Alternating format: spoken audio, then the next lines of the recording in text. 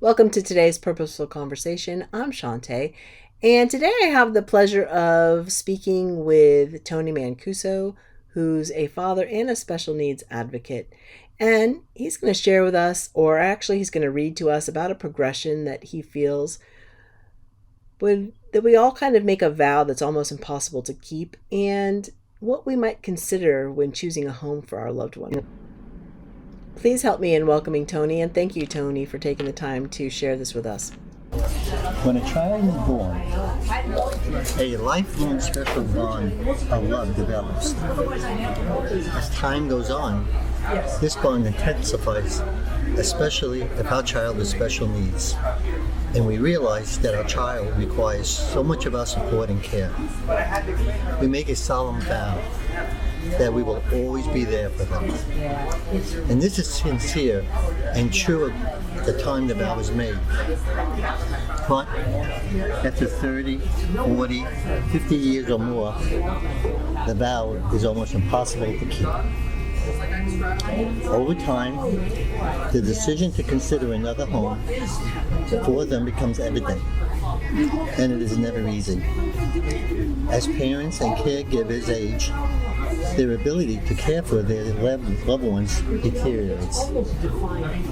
And ultimately, at some point, they will not be physically or mentally able to care for them. Okay, I might cry. Okay, go ahead. In many states, the consensus is that it's best to have the special needs individuals placed in a foster home, or then hope in the future they will be adopted. This is a very noble idea, and may even work for a very small portion of them, mostly infants or toddlers. However, as they age, the desire to adopt them becomes practically non-existent.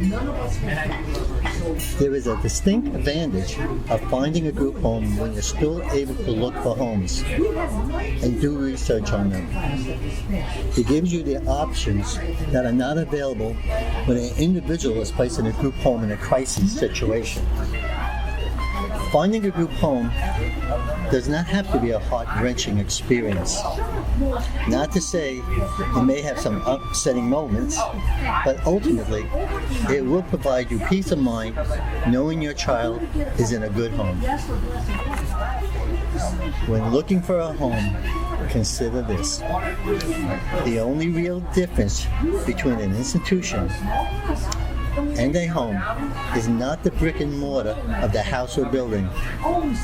It is the compassion, care, and yes, love that is offered to the residents every day. When searching for a group home, it is very important to find out what services and supports they offer, and if they have the appropriate staff to provide them. Confirm the Medicaid waiver classification of the special needs individual you are looking to have reside in a group home. For example, is their disabilities classified as a moderate or extensive level 1? This will affect the funding that will be available, which will directly affect the support and services that can be provided. Now that we are in our 70s, my wife and I wanted our special needs son to have a home where he would be safe and cared for the remainder of his years. Not just a home, but a place where he can feel the other residents are family. In our case, the process of finding the right home took a few years. Our son is intellectually impaired and has significant physical disabilities. He is considered fragile. We wanted a place that would be able to provide the services and supports he requires, as well as provide a welcoming home. It is helpful if you will allow plenty of time to research group homes and are willing to look outside your state. Remember that the placement is a long-term proposition.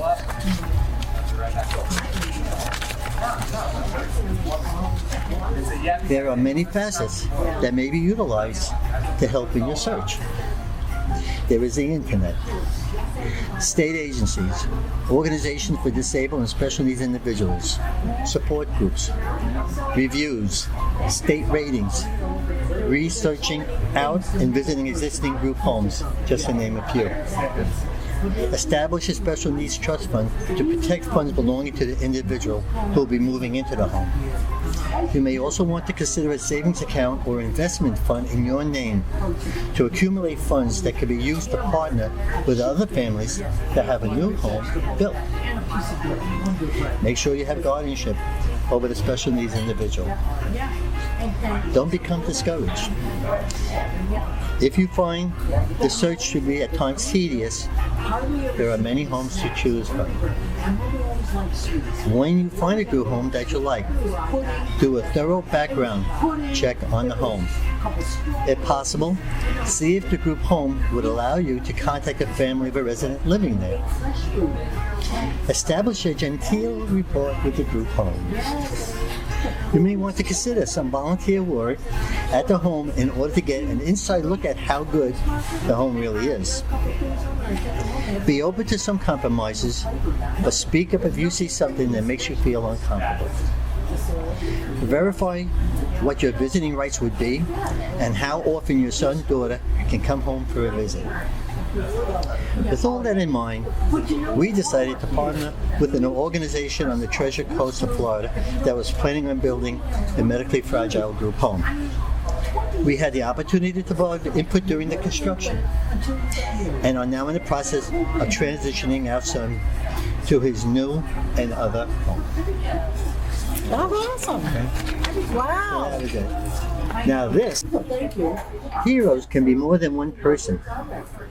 Heroes can perform heroic deeds more than once. And heroes never realize. You know what? I do that together. Oh, that's good. Heroes never realize they are one.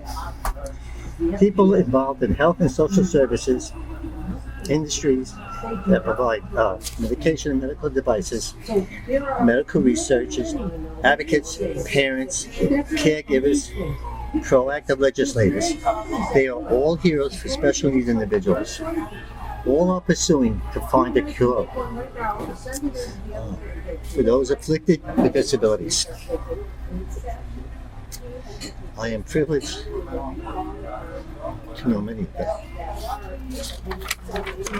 That was beautiful. You're welcome. You're one of them. Oh, that was beautiful. Tony, I can't thank you enough for sharing with us today and for all of the advocacy work that you do on behalf of your son and the special needs community. Thank you so much. And for all of you listening, thank you for staying with us. And in case no one has told you today, you are doing a great job. Be good to you. Talk to you soon.